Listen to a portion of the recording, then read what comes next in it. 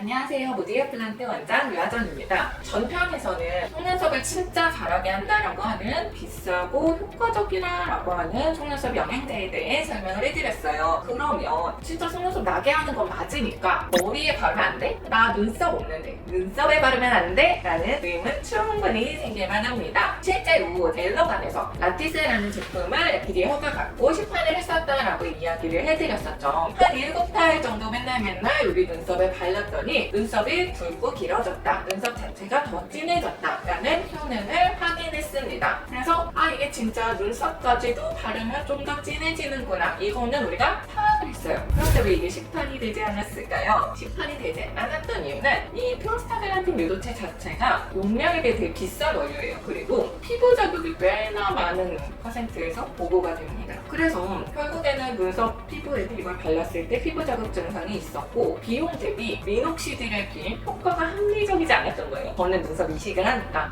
이 부분도 더 진했으면 좋겠어요. 이렇게 하는데 기존 눈썹이 있는 분들한테 그냥 미녹시딜 바르세요. 이렇게 말씀드리거든요. 미녹시딜의 저렴함, 그리고 피부 자극에 있어서 덜 자극적인 것, 그리고 전신 영양도에 있어서 안정성, 이거를 고려하면 프로스타글란딘 유도체의 비교 우위가 없었던 거예요. 그러니까 이게 시장에 시판이 되진 않은 거예요. 왜냐면 딱히 가성비가 좋지 않아서. 두피로 가면 어떨까요? 마찬가지의 원리가 더 심해집니다. 두피는 탈모 부위가 더 크고 각질층이 두껍기 때문에 더 많이 발라야 되고, 그렇기 때문에 비용도 올라가고 국수 부위 피부 자극의 부작용도 올라가고 전체적으로 바르니까 어때요? 프로스타글란딘 유사체가 더 많이 전신적으로 흡수되는 거죠. 그리고 심지어 지금 시판되고 있는 허용된 미녹시딜보다 효과가 좋지도 않아. 그리고 남성형 탈모에는 딱히 기존적으로 효과도 없어. 이렇기 때문에 두피랑 눈썹에는 프로스타글란딘 유도체가 유통되지 않았습니다. 가끔 속눈썹 영양제 저 쓰고 있는 거 있는데 머리에 발라도 머리 나나요? 라고 물어보시는 분들이 있어요. 효과랑 가성비 측면에서는 이미 너무 좋은 탈모 치료 제품들이 시중에 인증받은 것들이 나와 있는데 굳이? 라는 생각이 듭니다. 저는 별로 추천하지 않고요. SNS 보면 막 기적의 효과 막 4주에서 6주 발랐더니 종이 같은 거 대서 보여주면서 와 진짜 붉어졌다, 진짜 진해졌다, 막 이렇게 호들갑을 떠는 SNS 바이럴 게시물들 있잖아요. 그런 것들 효과 있을 수 있어요. 제가 아까 말씀드린 이소프로필, 클로프로스테네이트 같은 성분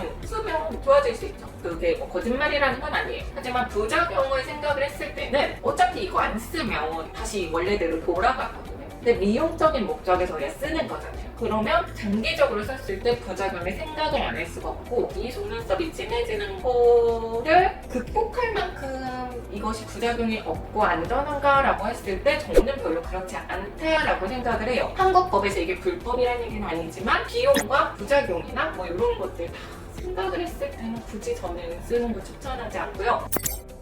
오늘은 그럼 기적의 속눈썹 영양제 이런 것들 왜 두피랑 눈썹에 안 쓰지? 라는 의문에 대해 해답을 찾아봤고요. 정답은 우리가 이미 해봤다. 하지만 이미 있는 탈모 치료법보다 가성비도 떨어지고 부작용도 더 많아서 굳이 추천하지 않는다가 정답입니다. 오늘 영상 보시고 궁금한 점 있으면 댓글로 질문 달아주시고요. 좋아요와 구독도 부탁드립니다. 감사합니다.